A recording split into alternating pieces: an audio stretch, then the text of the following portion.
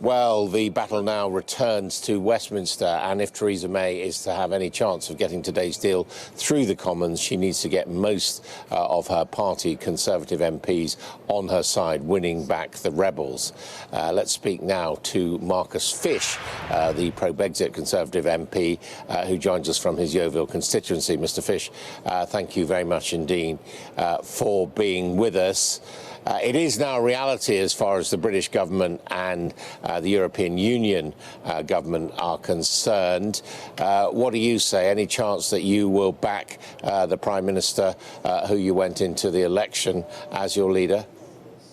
So I don't share the optimism that the Prime Minister has expressed about this deal. I don't think in relation to the election that we had in 2017 that it respects the manifesto that we all stood on together. And the essence of what is wrong with it is that it actually gives sovereignty up to the European Union, and it sets up lots of hostages for future negotiation with MPs in good conscience will, I'm sure, feel that they cannot support the end of British democracy. And that includes you, does it? Absolutely, it does. Yeah. I mean, the question is, some might say that when you have a negotiation with another party, you don't hold all the cards and you reach a compromise. Now, the message from the European Union and indeed from the Prime Minister today is that this is the final deal and that this is the best deal on offer. Now, you've said why you don't think it's a good deal, but where do you think there's a better deal? Well, look, any deal is better than this because this is literally a complete capitulation. I don't actually believe that the UK government has tried to negotiate anything as a part of this. When I've talked to European member states, they say that they would love to go back to what Donald Tusk offered, which was a proper regular free trade agreement where we're two sovereign jurisdictions. Well, I've got to tell you that there have been 27 leaders here today, and not one of them have said that. What they have said, however, is that this is the last best deal. Now, saying any deal is better is frankly not very intelligent, is it?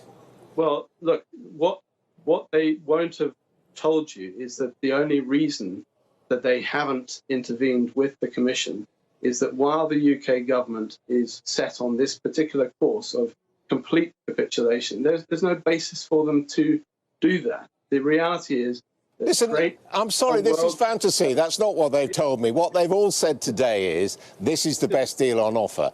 I repeat to you, where is the better deal? It's bluff. And this is the thing. It's bluff. So you, as a backbench Conservative MP, know better than 27 heads of government in the European Union.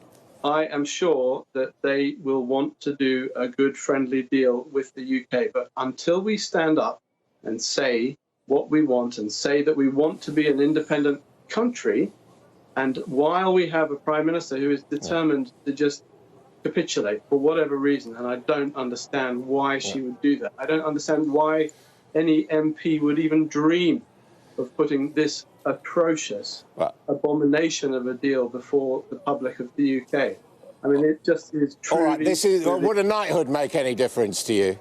Of course not. I wouldn't accept it. But let's be clear about this.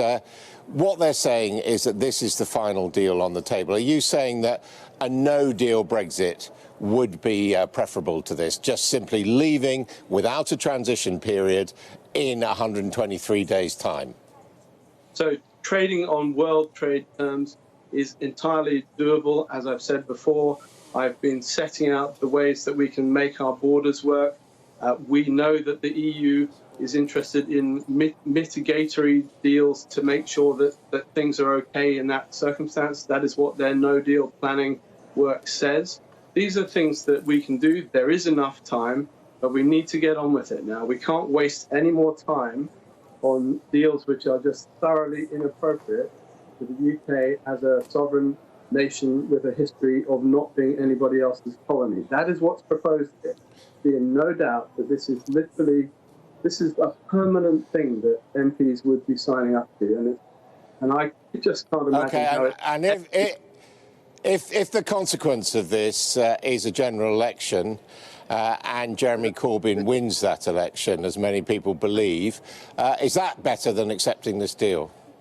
I don't think it is the consequence, and I think that what will give us Jeremy Well, it's Corbyn, as likely as anything you've been saying, isn't it? What I agree is a bad thing is if Jeremy Corbyn were to get into power. But the way to make that happen is to try to push this deal through and alienate 70% of Tory voters who are just aghast that their government could even dream of giving up our country and paying 40 billion quid for the privilege. Yeah, well, you say that that's the way to make it happen, but the reality is this is what the Cabinet, the Prime Minister have decided and what they've agreed.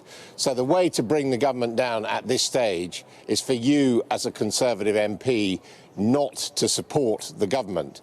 And I'm simply saying to you, are you like the DUP, the government's current allies, that you think it's so important to stop this deal that you wouldn't mind if Jeremy Corbyn won a subsequent election?